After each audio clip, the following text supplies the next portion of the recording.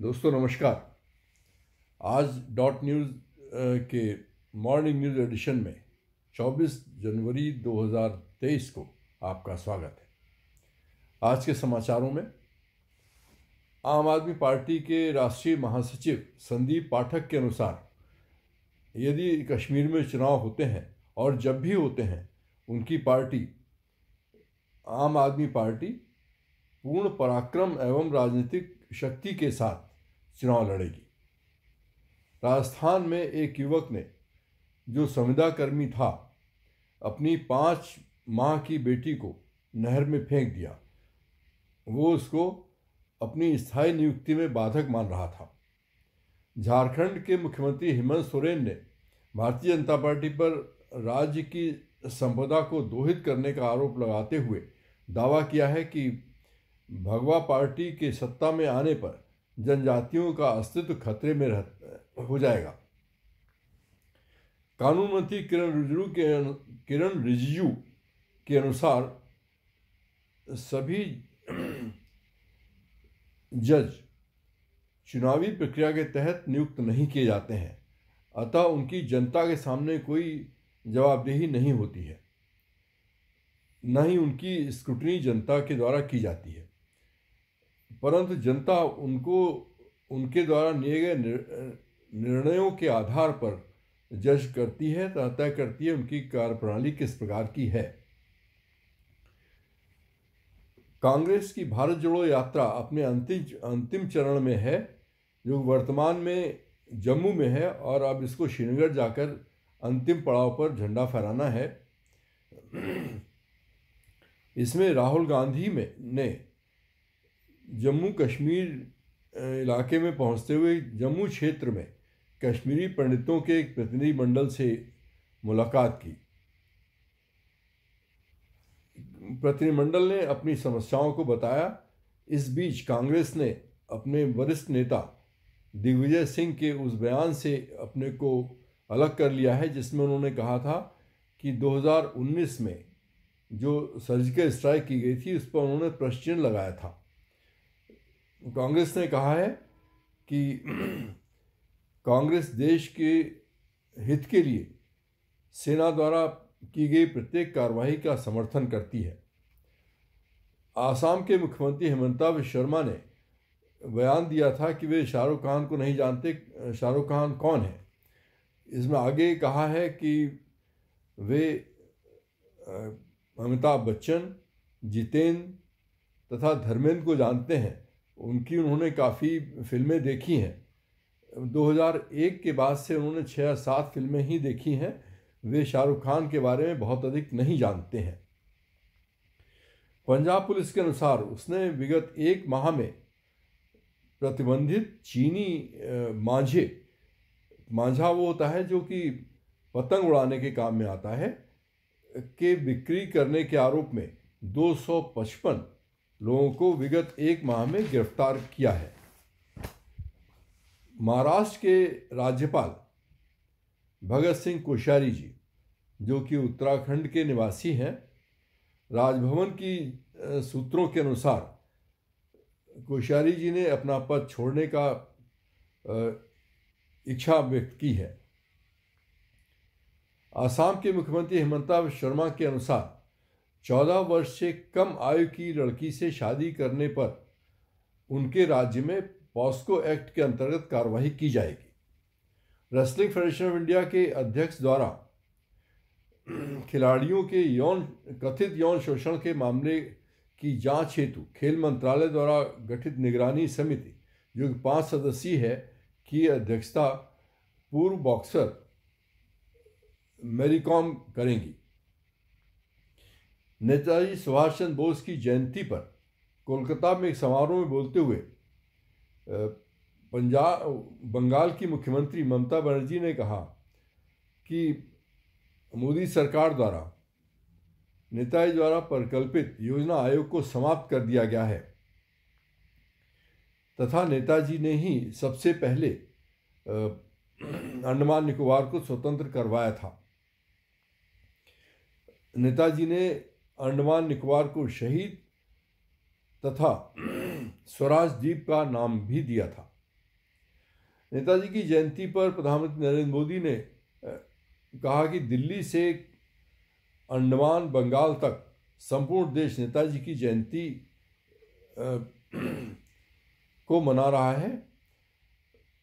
नेताजी की इस जयंती पर संपूर्ण देश उनकी परंपराओं को संरक्षित करते हुए अपने को जोड़ते हुए नेताजी को श्रद्धांजलि दे रहा है। अब अंडमान निकोबार में आने वाले लोग भारत के स्वतंत्रता संग्राम के इतिहास को समझेंगे तथा नेताजी का स्मरण लोगों के दिलों में देशभक्ति का भाव पैदा करेगा। उन्होंने कहा कि नेताजी ने स्वतंत्रता संग्राम में दिए गए योगदान को अन्य पार्टियों ने छुपाए रखने का प्रयास किया था तथा लोगों की मांग थी कि जो भी गोपनीय पत्रावलियां नेताजी से संबंधित हैं उनको सार्वजनिक किया जाए, जिसको मोदी जी ने कहा कि उन्होंने ऐसा कर दिया है। नेताजी के प्रस्तावित स्मारक के मॉडल को प्रधानमंत्री मोदी ने अनावरित किया है। इसको उन्होंने वीडियो कॉन्फ्रेंसिंग के माध्यम से इस अनावरण को किया। इस अवसर पर बोलते हुए गृहमंत्री अमित शाह ने कहा कि नेताजी सुभाष चंद्र बोस ने सर्वप्रथम अंडमान निकोबार को स्वतंत्र कराया था।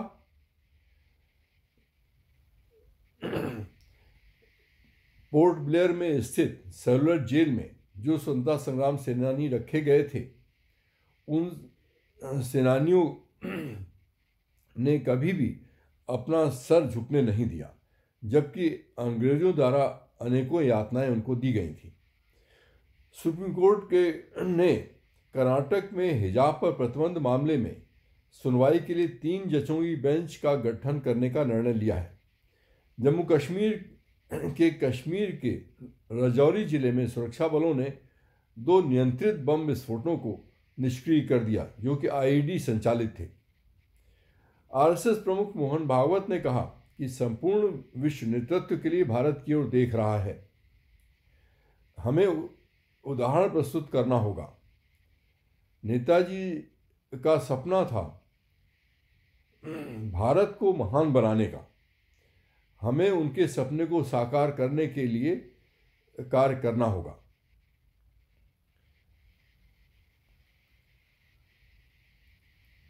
प्राप्त रिपोर्टों के अनुसार जलवायु परिवर्तन के कारण 2050 तक पंजाब में मक्का की फसल 13% तथा कपास की फसल 11% कम होने की संभावना है।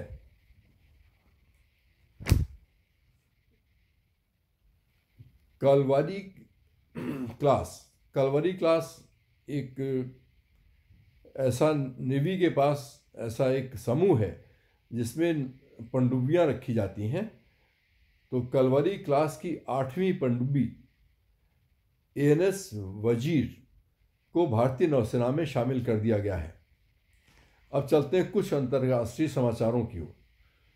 तुर्की के राष्ट्रपति एर्डोगन ने कहा कि स्वीडन में मुस्लिम विरोधी प्रदर्शनों के चलते स्वीडन को टर्की के नाटो में सम्मिलित होने की उम्मीद नहीं रखनी चाहिए।